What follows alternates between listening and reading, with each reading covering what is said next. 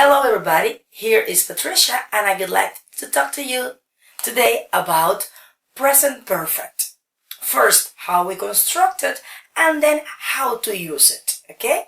We're going to talk about present perfect. Remember, what do you need to make a present perfect, to create a present perfect? Well, first, the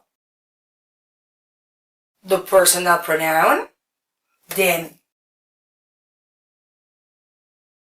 the auxiliary. Remember that this is an auxiliary.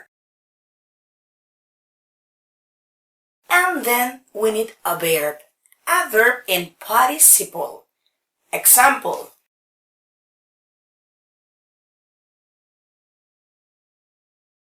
Okay, another example.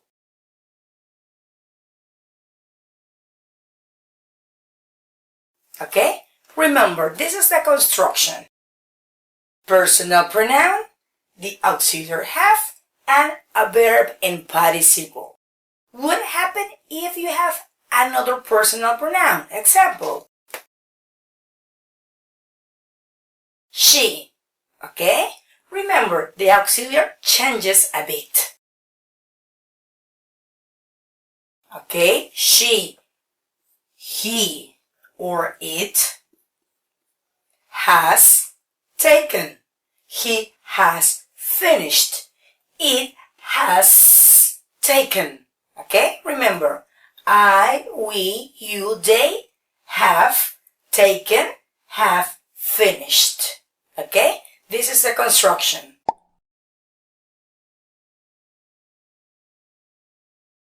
Now that we know the construction, we need to know when to use our present perfect. Okay, let's see present perfect simple. When? Well, you use present perfect simple when you want to emphasize what? Well, you want to emphasize number of times and end result. Well, say example. Okay, let's see number of times. I've stayed in this hotel twice. Here, you are emphasizing number of times. Another emphasize end result. I have finished the report. I have finished the report. You are emphasizing a result. Okay? These are the two times that you have to use present perfect simple. Remember, when you want to say the end result or when you want to talk about the times, the number of times you have done something, okay? That's the idea. And these are the examples. Remember, I have finished the report. Let's say I have just finished the report and I've stayed in this hotel twice. Okay? These are the two ideas for emphasizing and using present perfect. Let's see other examples. Okay, here we have two examples more. Let's read it. It says, we've manufactured this product for over 3 years. Remember, we are talking about emphasizing number of times. Other example. How long have you been here? Okay, you in that case are trying to ask for number of times, but you want to know a result too. Okay, remember, use the personal pronoun, the auxiliary have, and the verb in participle. This is our present perfect simple. When to use it? To emphasize number of times and end result. Okay, now we're going to talk about present perfect continuous. Okay, first the construction, then when to use it. Remember, present perfect continuous. Okay, how is it? Again, personal pronoun. Okay, personal pronoun. I, you, he, she, it, we, you, they. Okay, now the auxiliary. Okay, another auxiliary, let's say. and a verb in ing form. Okay, example.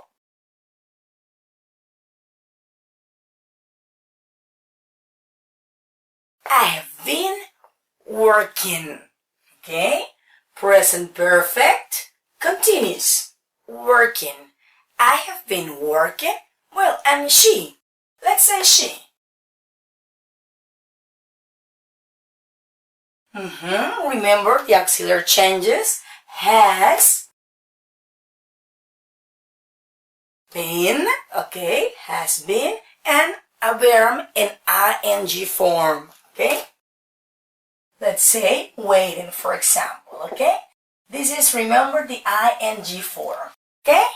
This is the construction of present perfect continuous. Remember, the personal pronoun have been, in this case, has been for he, she, it, and the ing form of the verb. Now, let's talk about when to use it, okay? It says, when you want to emphasize duration and an action or event. Duration, okay.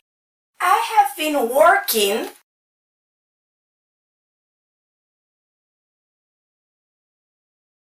all day. That's duration. Okay, and now an action. I've been waiting, sorry. She has been waiting. Let's say she has been waiting for you. Okay, we have two examples. Duration, I've been working all day. Action or event, she has been waiting for you. Let's try some other examples. Now, two more examples. Let's talk about duration. It says, she's been working for over an hour. Okay, she's been working for over an hour. Let's talk about action or event. It says, we've been developing a new product. We've been developing a new product. It's an action or an event, okay? Those are two more examples. Let's remember the construction. Personal pronoun, have been or has been, and the verb in ing form. And when to use them? When you want to emphasize duration or when you want to emphasize action or event. Let's remember that we use the present perfect to talk about actions that are on. It means that began in the past and we are doing them now and on and on. Or when we want to talk about actions that you don't know the time, that the speaker, the person who tells you things, doesn't know when they happened.